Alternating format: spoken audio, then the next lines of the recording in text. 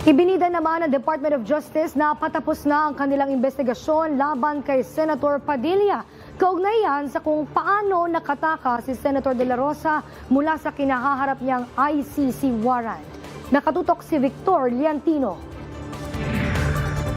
Isasama na ng Department of Justice sa kanilang mga ebidensya ang mismong pahayag ni Senator Robin Padilla na pinayuhan niyang magtago muna si Senator Ronald Bato de la Rosa. Ito ay kasabay ng pinal na yugto ng investigasyon ng ahensya laban kay Padilla sa reklamong obstruction of justice na inahain ng PNP-CIDG.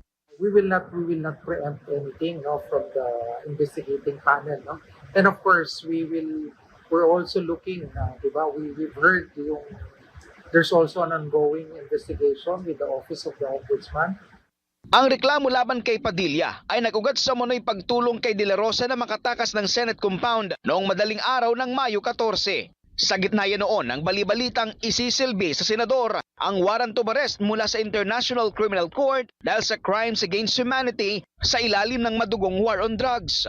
Mariing pinabulaan na ng DOJ ang mga kumakalat na impormasyong nadakip na ng mga otoridad si De La Rosa.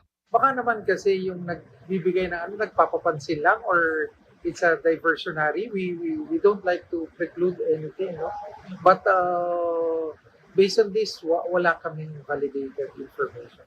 Paliwanag ng ahensya sa oras na may law enforcement agency na makahuli sa senador, may direktang obligasyon silang ibigay ang kustodiya nito sa Philippine authorities.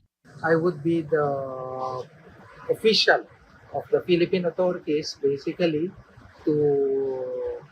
for which his custody I would be in charge of it. Nananatiling at large si De La Rosa habang walang patid ang manhunt operation ng mga otoridad para matunton ang kinaroroonan ng senador. Victor Liantino, IBC News.